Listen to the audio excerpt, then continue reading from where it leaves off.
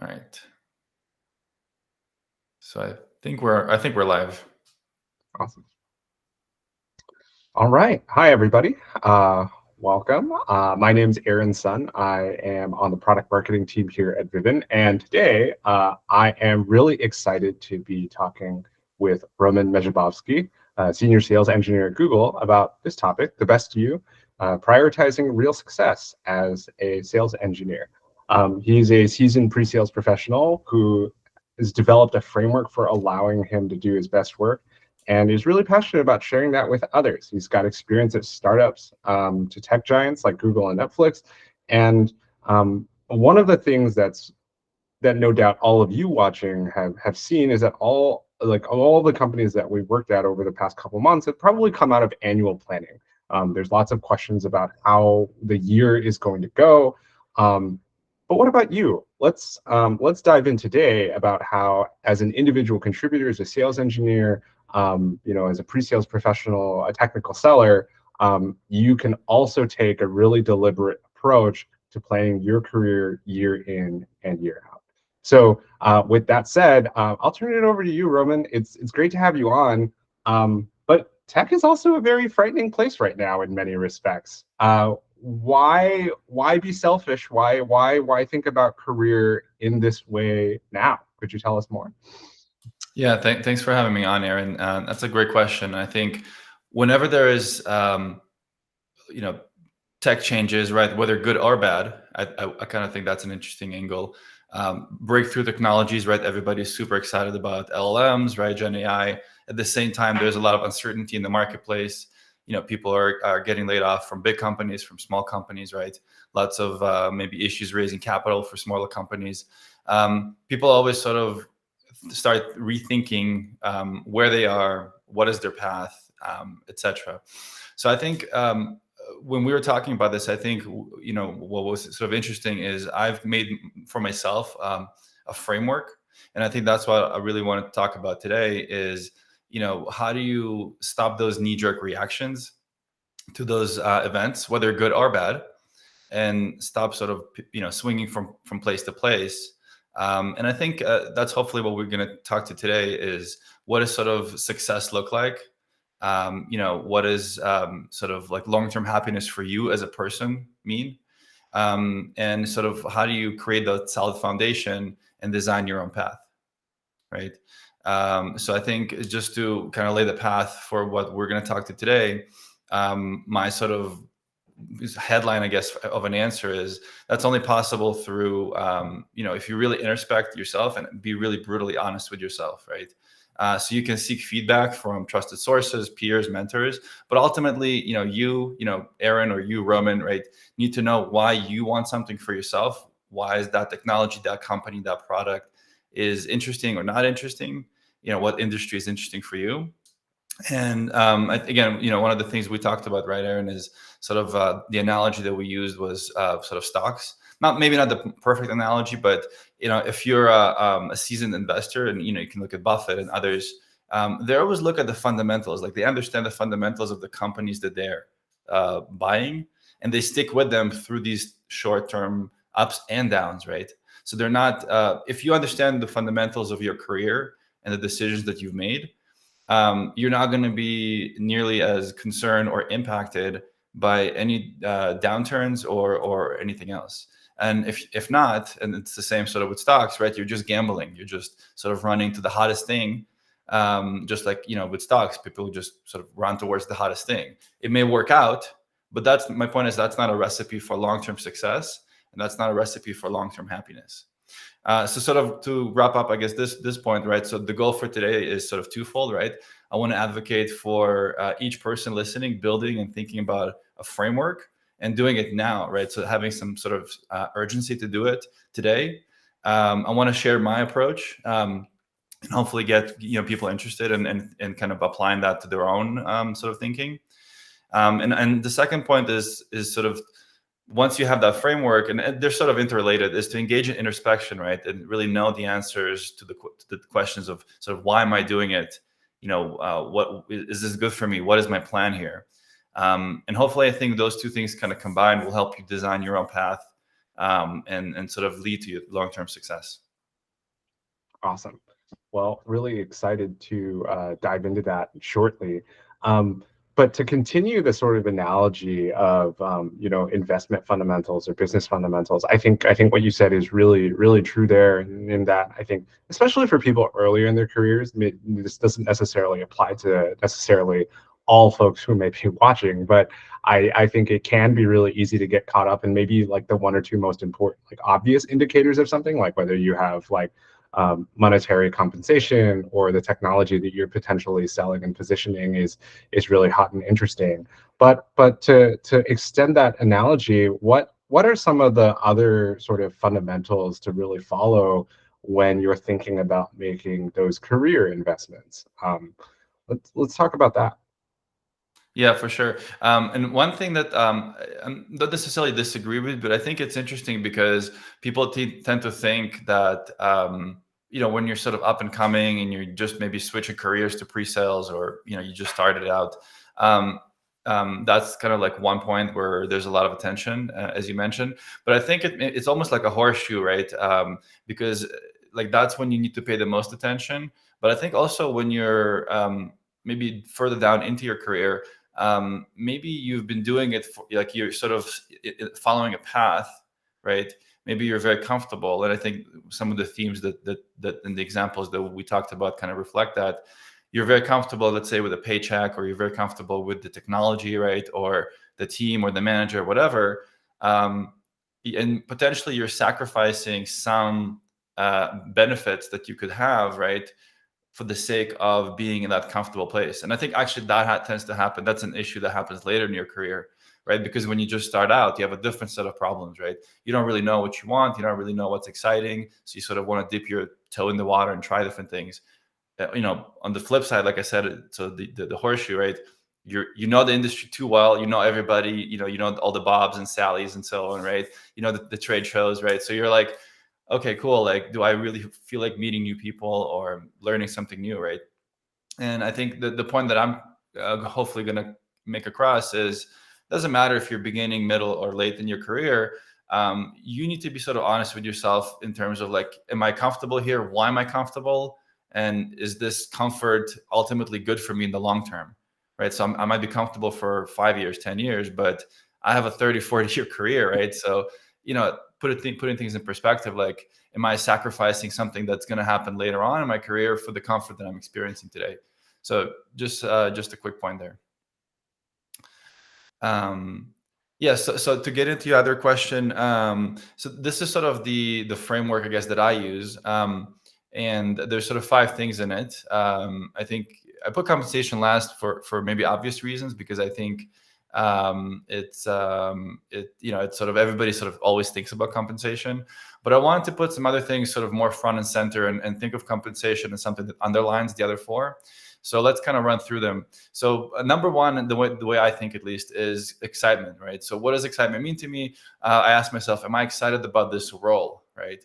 Am I interested in what they're doing, in the product, the company, the people, the vertical, right, the industry? Am I intellectually challenged? And I think that specifically applies to sales engineers, right? They're very sort of curious, a lot of the times very, problem solving oriented. And so I think that component of intellectual challenge is a very important ingredient to evaluate, right? And again, it's something that, every role has ups and downs. The question is more broadly, like, not even on a day-to-day basis, but like, are you feeling satisfied intellectually? Are you having emotional impact of the work that you're doing? Does it align with your other passions?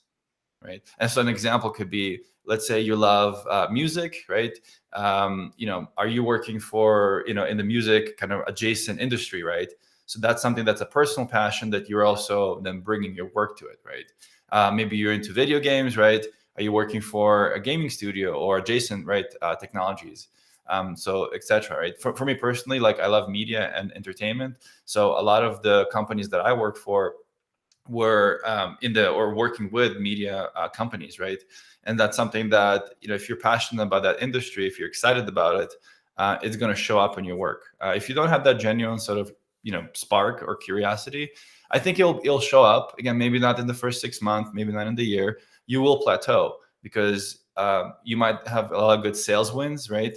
But you will sort of starve yourself out of that other sort of emotional satisfaction that you can get from being truly excited about your job.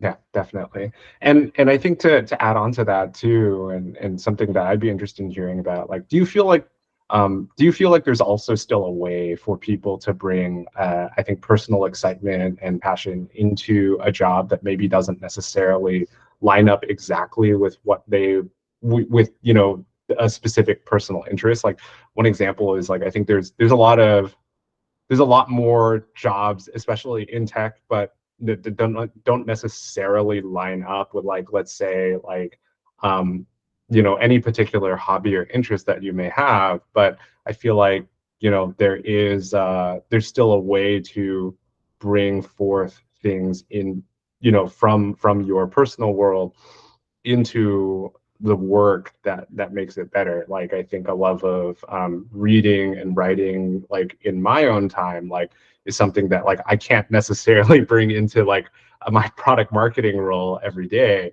but it's still something that I use to carry over when I'm having conversations with customers or when I write things that describe product features and capabilities. And I just can't help but wonder, like, is there a version of that that also exists in the world of sales engineering where you're taking, maybe there's not necessarily a direct crossover, like um, your interest in media and entertainment directly translating to your role at Google, like maybe even in the absence of that direct connection, like um, can people still sort of manifest their personal interests and passions in the work that they do? Yeah, definitely. I think it's definitely possible. It, I hate to give sort of the it depends answer, but I mean, it depends, right? But I think, if you're, and I think I have an example of that later, but I think if you're somebody, let's say, that loves, moving quick and breaking things and disrupting, and that's just something that excites you, then maybe working for, a government type or a sort of a public sector kind of company or engagement or with customers in that industry is just, there's too much of a contradiction between those two sort of dimensions, right? So maybe that's not necessarily something that you will be able to resolve. But I think as long as you sort of apply the mindset of, first of all, understanding like what is it that I even like to be excited about, like maybe it's recognizing about yourself, I like moving fast, disrupting. Okay, check, right? How do I apply that then to this particular industry? Like, let's say I'm working with government contracts. So what does innovation and moving fast mean in the context of those customers, right? You love writing, sort of expressing yourself, right? Sort of communicating clearly. How do I apply that to marketing? What does success mean in that kind of context, right? So I think that's sort of my it depends answer. Um, Hopefully, it made sense. Yeah, definitely. And I think it ties us into the next point, which is impact, right? And again, I think some of those are sort of related or definitely interrelated in some ways. But for me, impact, like we talked about, I think I define it as the scale of the contribution that you want to have, right? So that's you thinking through, okay, so, I like to move fast, right? Or I like to move slow, or I like to move, whatever. What is the scale of contribution that excites me? And some examples are, customer, individual customer, like individual person in this customer basis, working sort of, grounds up with individual engineers or architects or whatever. Another sort of other side of the spectrum could be like the whole industry. So I'm really like innovating and designing something that's the next, like, protocol for something, right? And that's going to disrupt like a whole industry. Creating something new, right? Versus fixing something that's broken, no matter how sort of small it is. So these are all different scales of contribution. And I think, again, thinking through really like, okay, what are my customers today? What am I, who have I enjoyed working with? Have I enjoyed working with more with sort of higher level senior people, maybe like engineers, grounds up, really figuring things out and implementing them, right? Am I affecting the company's trajectory, etc. And an example I think for that would be out of the realm of tech is, let's say, a doctor, right? So a doctor, a physician, right? Who do they see? They see patients every day. So they're just like seeing individuals and they're like addressing their problems like on individual by individual basis. Are they affecting, like, are they doing, industry changing stuff? No, but they're solving, like, their scope of impact or their contribution is like on an individual basis, and that's great, right? What's the other example? A doctor, that a physician that's a researcher, right? So they're not seeing a single individual, right? They're not seeing a single patient. I mean, maybe they're doing like trials or clinical trials or whatever, but like they have a different scope of contribution. Now, which one is better? I mean, obviously that question doesn't make sense, right? It's not who's better. It's like one person chose to have a contribution of this impact. The other person wants to have a different impact. So I think that's something that you have to grapple with. What is the right scale of contribution? What is the right scale of impact that I want to have? Right, because neither of those things are necessarily wrong answers. Like, fundamentally changing like an entire field could be good for everybody. But at the same time, like seeing patients or working with customers on an individual basis is still real impact. Like you're changing somebody's life, you're affecting the way that they choose to run their business. You're hopefully achieving a transformative outcome for that one account or that set of accounts that you work with, and that has value even compared to someone who disrupts an entire industry. So I think that's very well said. Exactly. Yeah. So the third thing, just to move us along, so I think of collaboration and the opportunity for collaboration. So to me personally, I love my autonomy to sort of bring forth, think about ideas, refine them. But then I love the ability to be part of a dynamic team of sort of rock stars where everybody kind of goes away, does their thinking, and then comes back and we brainstorm and we really sort of let the best ideas win, right? At least that's the form of collaboration that's exciting to me. So that's sort of something that was born from me thinking about what I like to do. And, I just, part of this sort of point is to encourage people to think like, do I enjoy working as part of a team? What kind of teamwork is interesting to me? Is my job even set up for that kind of environment? For example, like some roles by definition are more siloed. And I don't know, I just, maybe I'm wrong, but somebody may call it out. But I think like I had an opportunity to, like, and I started as a software developer. I think software developer is something that I realized fairly quickly are more siloed by nature. They get their sort of project, their requirement, their sort of feature they want to implement, and then they sort of sit with their IDEs and they develop it, right? I mean, obviously they're not like not talking to other people, but I think the amount of collaboration is less than maybe with other functions, right? Particularly, let's say, as an account executive, et cetera, which is all about sort of talking to people and thinking about different ways and strategizing, right? So neither is better or worse. It's just what is sort of the kind of collaboration that you enjoy, right? What does the culture in the company foster, right? Does it sort of promote sort of top down, here's the playbook, here's the go-to-market strategy, go do it? Can you kind of just get together with your team and have your autonomy, but also let sort of other people ideas influence you? And ultimately, I think for me, I think that kind of autonomy combined with sort of fierce idea competition levels people's up, right? So I think to me, that's kind of again, I'm saying to me because it might not apply to others, but that's sort of how we level each other up and get better, right? So that's kind of my point on collaboration. The last thing before talking about compensation is growth. So I think about sort of opportunities for personal development. And I think here again, there's sort of a lot to be said, but just in brief, sales engineers are always sort of grappling with different technologies. The point is that at some point you might like hit your demos perfectly, right? But that doesn't mean that you're growing, right? Like you sort of hit that threshold.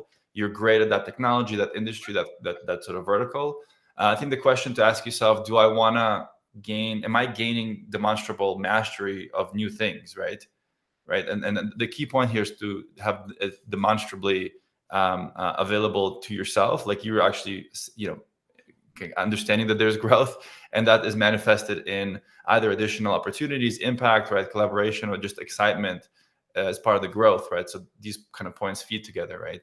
Not to mention, growing contributes to your market value, right? So there's that. But ultimately, I think it helps you get more excited, have more impact, have better collaboration, right? So all these points sort of feed off of each other.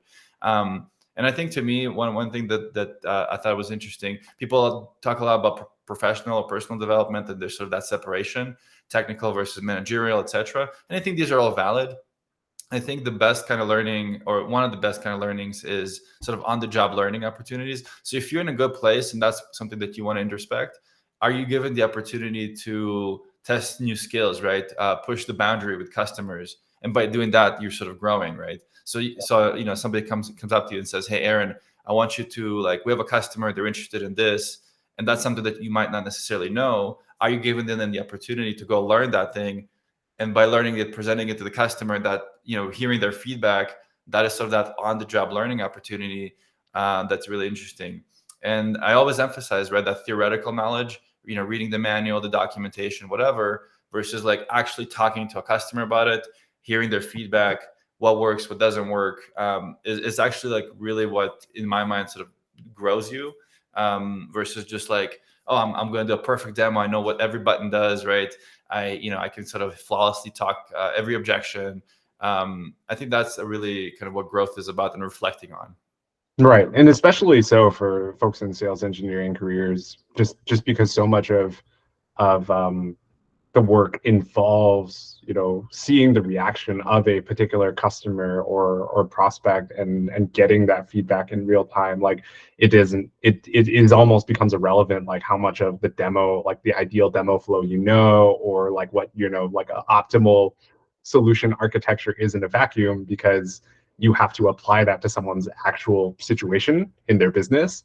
And so, like, a solid, like, theoretical background is good, but like eventually, like, some of the best learning that you get is, as you said, on the job, in front of people, getting the reactions live, and experiencing that for yourself. Yeah, and especially like if you're selling something that's complex, it has kind of many different implementation, right? You might think it works a certain way, that, like it did for one customer, and then another customer comes up and says, "Actually, I have this issue and that bug, and this thing got exposed. And what do you think?" And you're like, "Okay, like." So I think that's sort of that theoretical versus sort of practical knowledge, and you can always tell, I think, when you're interviewing people, who's kind of been in the trenches, so to speak, right? Who sort of has those scars of like, they come out, and they're like, "Oh, this beautiful, bright and shiny product, the promised land type of thing," and then they've been like just scarred by the customers, like shooting it down and like poking holes at it, and they really know kind of. I think that experience is sort of what builds that muscle memory of anticipating, knowing the objections, knowing kind of just how to position things in the right way. That is just, you can't like really like teach that, right? It's just something that you have to experience for yourself. Yeah, definitely. So the last thing, as I said, is compensation. So obviously I put it last because it's something that's, it's doesn't, it's important. You need a paycheck, right? And I think here's how I think about it. I think it underlines the other 4 points. So it's sort of like the foundation. Like, you need a paycheck, right? You need to make, you need to live, right? You need to sort of sustain yourself. So it's sort of obvious. The question is, again, once you cross a certain threshold of compensation, then you're thinking, okay, is a bigger paycheck better for me, right? Am I burning out? How's my mental well-being, right? What is the sort of objective evaluation of that extra financial reward for that responsibility or the environment, or maybe I'm completely unexcited, or not having the right level of impact, but they're paying me more, or I'm hitting those quarterly bonuses, right? Is it worth the sacrifice, right, so to speak? So I think the point about compensation, it's like a whole other topic, right? But I think, in brief, having the right balance, with the other 4 things, I think will help. And one example is, some people. I mean, I think there's this sort of notion of increasing compensation. And I think we always talk about like growing, or evolving, or like seniority, etc. Mhm. But I think, one example that I thought of, you might not necessarily care to increase your compensation if it really undermines something that's really important to you. An example is, let's say, a teacher or professor, right? I mean, they love teaching, right? They love manifesting their impact on students, right? Imprinting sort of the next generation of professionals, right? Or whatever those people are going to do. Now, if you think of like a professor, right, or a teacher, what is their sort of career trajectory, or like their ramp, right? I mean, they might work towards getting that like what's it called, like when you get the thing at the university, right? Like Tenure. tenure, yes, thank you. So when you get tenure, or like they have sort of certain things that they may be working towards, but ultimately, like, they're like, that's what they're doing, right? Like, they're not climbing the corporate ladder, or they're not unless they're maybe switching into something in the university. So that's just something to think about, where you're sort of something to yourself, like, I'm okay with my compensation being lower or maybe capped, because I am consciously like so excited about these other things, right? And again, it's very easy to talk about that. I think when we talked about, I can sort of reference even a personal experience where, some places that I was working at, like I switched jobs and took a pay cut because I was like, look, this is not worth it, right? This is like affecting my sort of mental well-being, and it's just not something like it might seem sort of superficially that you will do anything for any amount of money, right? Like if you pay if you give it to enough money, you'll do anything. Right. Like this is like this fictional world that we're imagining is like one in which everyone is trying to become an investment banker, and there are no painters or teachers or artists or anything. Like, but the reality that we live in is actually closer to what you describe, where people take less compensation all the time to receive fulfillment along all the other areas that you've laid out. Yeah, exactly. And I think my point is, not one versus the other, as I've been sort of stressing, is just to be conscious about where you are in your life. What is your compensation level? Do you have enough sort of financial rewards for what you're being asked to do? What is the trade-off? Are you just starting out and you're okay to take a compensation hit for, meeting people, networking, having more impact, collaboration, etc., right? Growth potential, right? Are you, let's say, about to have kids, right? And you need that stability in compensation. That's fine. But I think my point is, be honest with yourself. Be like, look, I'm comfortable. I know I have compensation stability for the next 3 years. Let's say my kids are going to do this, this, and this. Then, right, I want to move on to do this, this, and this, right? So as long as you're doing that consciously, as long as you thought about it and you're sort of honest with yourself about where you are, I think again it solves a lot of problems about resentment, envy of others, right? This uncertainty about, like we talked about in the beginning, of things changing. Can I make more money over here? Can I, it has to be put in the context of other things. If you're just chasing money, again, some people that's a motivator, and that's fine, or a way of sort of measuring success in certain professions, that investing in banking or maybe others, right?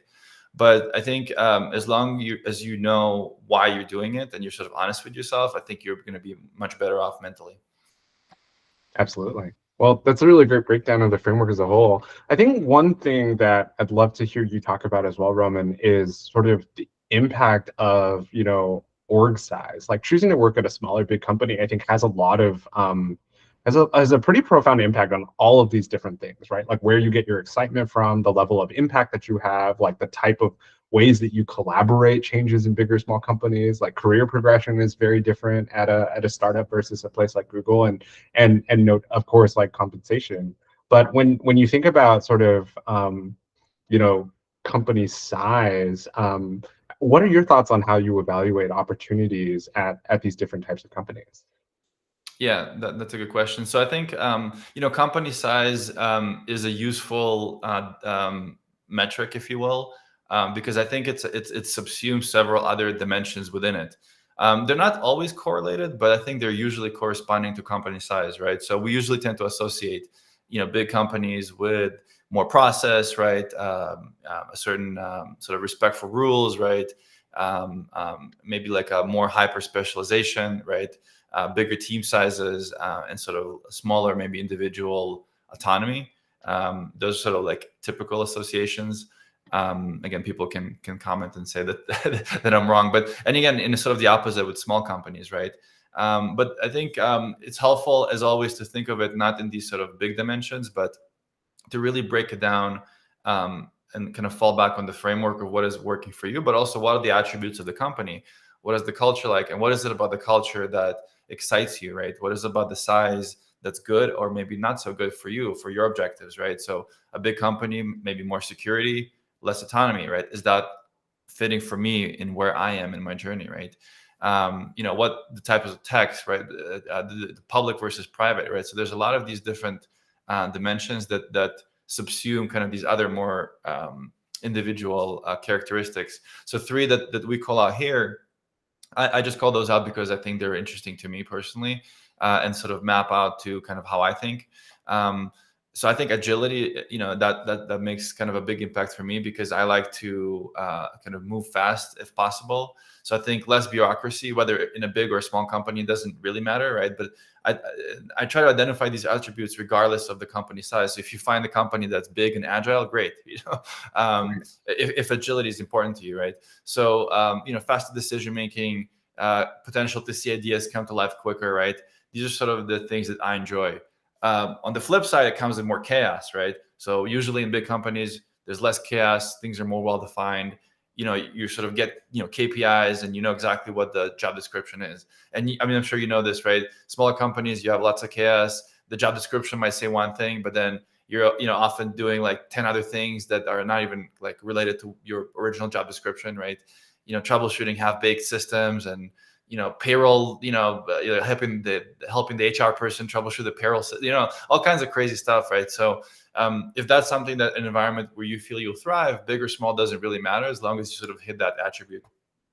Same comes to ownership, right? So again, how much autonomy do you get? And I think here, in Google, very thankfully, in my specific role, even though Google is this giant company, I think we're encouraged in pre-sales, at least, to build a lot of sort of autonomy with our customers. And so we do have obviously the processes and et cetera, but the day to day and sort of the quarter to quarter, we're afforded a lot of ownership, and nobody kind of tells us like, here's the product. They're just like saying like, here's a quota, go hit it. We don't care how you do it, right? Which I really appreciate, because it gives me the opportunity to have full ownership over the whole process, right? So do you like having a rigid playbook? Do you want to be sort of kind of bound to like a specific way of doing things? Again, pros and cons on each side, right? So you have to figure out for yourself which style works for you. Visibility, again, if you're working in a company that allows you autonomy and ownership, you're going to screw up like sooner or later, for better or worse. But the thing is, both your successes and your losses or will get amplified, right? So successes shine, right? Failures will have an outsized impact. I think, again, it's up to you, right? Is that something that's comfortable or appealing to you? I personally sort of enjoy that risk taking of, if I hit it big, everybody's going to know about it. If you lose big, right, everybody's going to put put the finger in you and say like, this guy lost the deal, right? Like, because there's nobody else. Like you're the guy, right? You talk to other people at other companies, they have a sales team of like 50 people, right? And you're like, okay, like who's to blame, or like what's the postmortem here? And you can't, there's just such a big team that you can't really assign or even show visibility within that big team, right? Whether you want to or not. So that's why, to kind of close off this question, big or small, is useful if you break it down into further attributes like agility, ownership, visibility that are interesting to you, and then you find or don't find those attributes in the company. Awesome. Yeah, and I think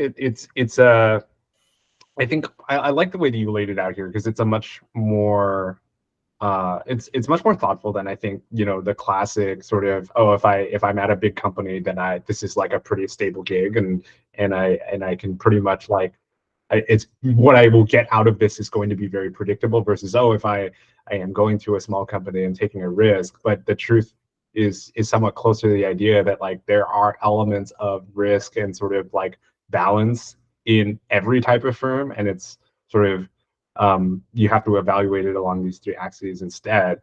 But when it comes to like finally taking the leap, for example, so like, so say like one of us has identified an opportunity that is really interesting and thinking about transition, like how do you deal with sort of like knowing or deciding when it is the right time? Like, is it a real opportunity that genuinely excites, you or I? Or is it more like, career FOMO, where you see people like joining hot companies, or like, taking on new tech, and it's more that feeling of just like, oh, what if I'm missing out because there are things in the current role that I'm working that maybe are unrealized. Like, how do you think about that? Yeah, for sure. So I think, FOMO is real, but I think the more grounded you are, the less it's going to sort of be disruptive, right? And I think it goes back to what I said in the beginning. I'm not saying at all like that you're in the wrong place or you got to quit your job or change things around. All I'm saying is my encouragement is for people to start thinking about a framework and do it now, right? To be able to recognize when they're and be able to even kind of conceptualize or verbalize like why they are or are not in a good place, right? And to be able to recognize an opportunity, to be ready to recognize real opportunities, right, when they come around. And so to distinguish real opportunities from the hot, new things or trend or getting FOMO'd, right? That's where you need to have something to fall back on that you really sat down, thought about. And look, it's hard. I mean, I'm not saying this is easy, because you have to sort of sometimes acknowledge some truth that are not comfortable, right? And sort of deal with that. But ultimately, like, again, to go back to the sort of fundamentals, like there's no, it's like the fundamentals are going to be there whether you acknowledge them or not, right? The sort of the reality of your kind of thinking is there whether you deal with it or not. All I'm saying is the sooner you look in the mirror and kind of recognize what is that really truly moves you, the better you're going to be, and the more you're going to be ready to recognize sort of opportunities and deal with those ebbs and flows of the economy or the tech jobs or whatnot, right? And by the way, when I say like the real you, again, it's not a static thing. So you might choose, like you can choose to be interested in different things, but I'm just saying, like, be aware of what is it that you chose to focus on. Why is it exciting to you? And you can say, okay, well, now I choose to focus on something else, but do it consciously is sort of what I'm talking about. To kind of go back to your initial question, I think obviously calculating and objectively weighing the security of your current job versus the sort of meh job, right? Really focusing around sort of the kind of like, am I really excited about this? Am I ready to say yes to the next thing? Am I running away from something versus going towards something? That's a really good test, right?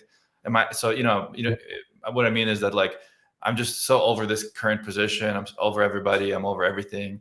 I'll just take like anything, right? Versus like, so that's running away from something, right? Versus running towards something is like, this thing is so amazing. I'm so excited. It's like, hell yeah, right?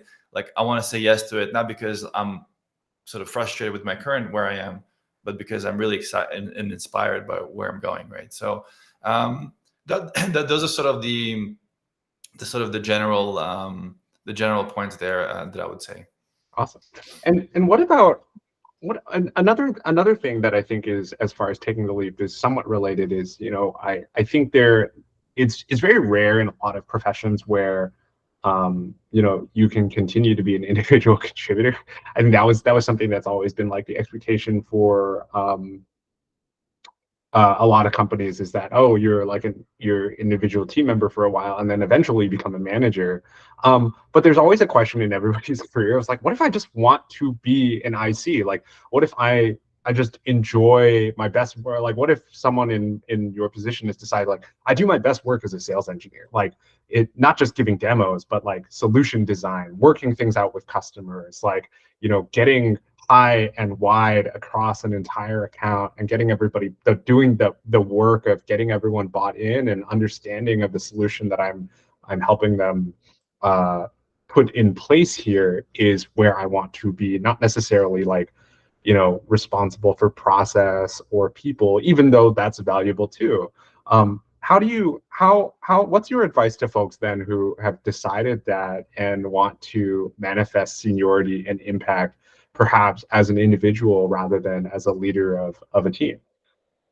Yeah, that's a good question. I think sales engineering is, I don't know if it's unique in that respect, but I think it's definitely, at least in my experience, something where individuals or individual contributors can be lifelong, basically, right? Career long individual contributors without it having sort of negative impacts on growth and others, right?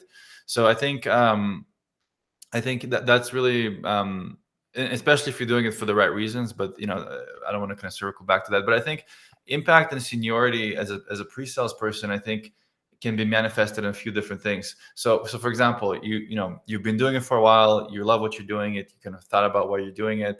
But I think people really develop a lot of expertise throughout doing what they're doing for over long periods of time. And I think that expertise can lead to recognition, to sort of so-called seniority, without that managerial title, right? So this can be and examples could be like a thought leadership, right? So where you've been doing it for so long, you're kind of pushing the envelope and you're really know scenarios or use cases in and out. You can be very vocal in terms of blogs, speaking engagements, internal knowledge sharing, right? So you can be sort of that go-to person that everybody's like, Aaron knows this thing in and out. And that can be like one sort of mantle of expertise. The other one within that would be vertical knowledge. So, a lot of the times you come in, you learn a product, right, that your company, let's say, sells. But adjacent to that is also like, how does this product perform, or how to position it within a context of a specific industry? And that's where it really opens the door for industry knowledge, the business of the industry, their customers, their competitors, right?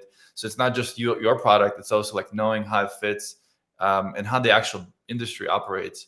That's like a whole sort of another thing that very senior people, they just know their customers because they either worked at their customers, they know their pain points, they know the industries. So I think that makes for a lot of sort of impact there. Um, the other one is sort of your ability to work kind of internally, right, or cross functionally. So where you're saying like, okay, I'm really good at this external thing, and I know my customer, I know the business. I'm taking those learnings back. I'm working with product engineering, right, our support teams, to making our product better. Shaping it to contribute towards maybe a broader segment of the industry, capturing new segments, right?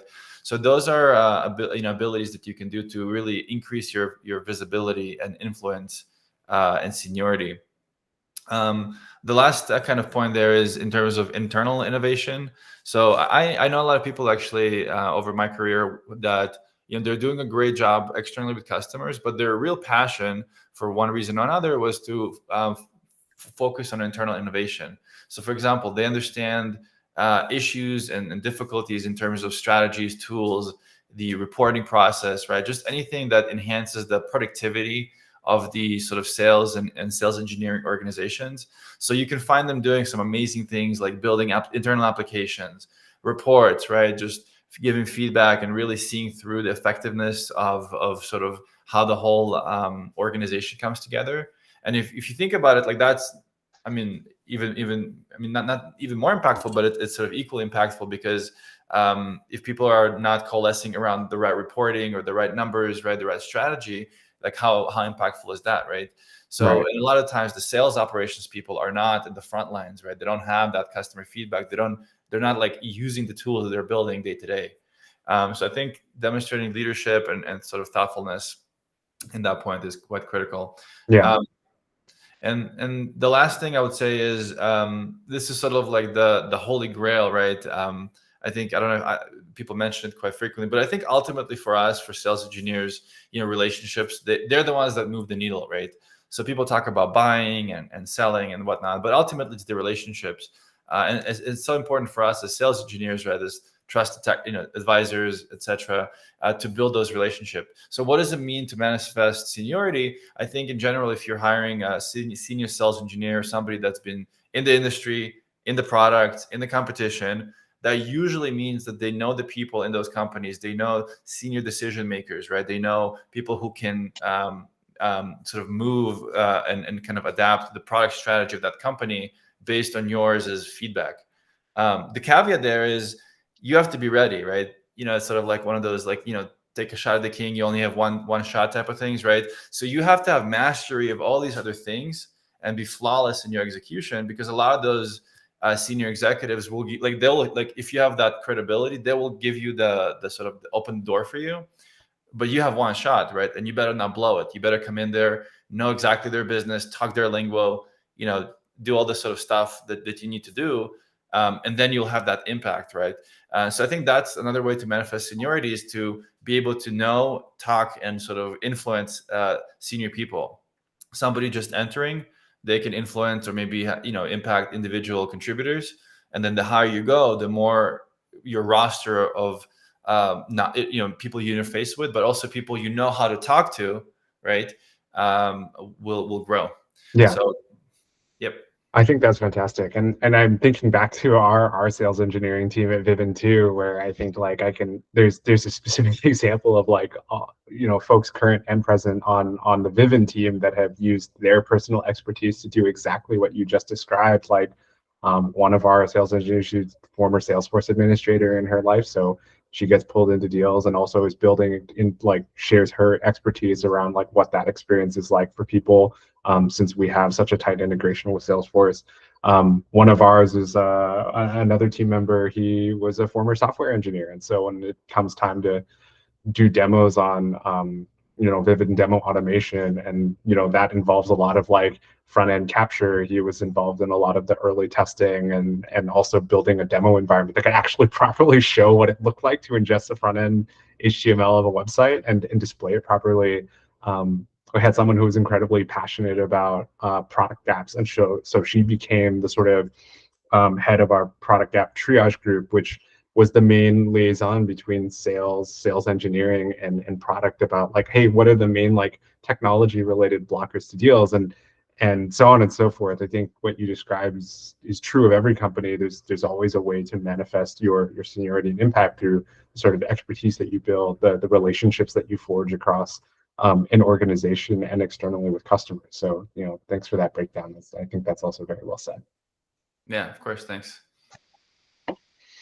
Awesome. So, well, I just wanted to thank you again, Roman, for this incredibly enlightening conversation. I think to sum it up, a lot of what you covered today really is about asking about developing a sort of like set of fundamentals when it comes to thinking about which direction that you take your career in. I think a lot of people can watching you probably relate to the idea of when you're earlier in your career, or maybe like when anybody is starting out in any job, regardless of how long they've actually been working, it is easy to sort of latch on to the most obvious set of indicators of whether or not that's going to go well, whether that's the company name, the size, like the technology that you potentially be using or selling, the amount of compensation that you receive on your offer letter. And by taking a step backwards and looking at things like excitement and impact and how you get to collaborate, the amount of growth, and then weaving in things around compensation, you're able to take a much more principled approach to thinking about your career and advance it in a way that truly reflects the type of person that you want to become and the type of professional that you want to be as well. So, Yeah, and ultimately, it will help you be happier because you will be less susceptible to the swings, right? You will know how to navigate uh, good and bad cycles, right? So ultimately, you'll be more peaceful and happy. So that's sort of the goal, right? Is to be peaceful, happy, and successful. awesome. Thanks so much. Thank you.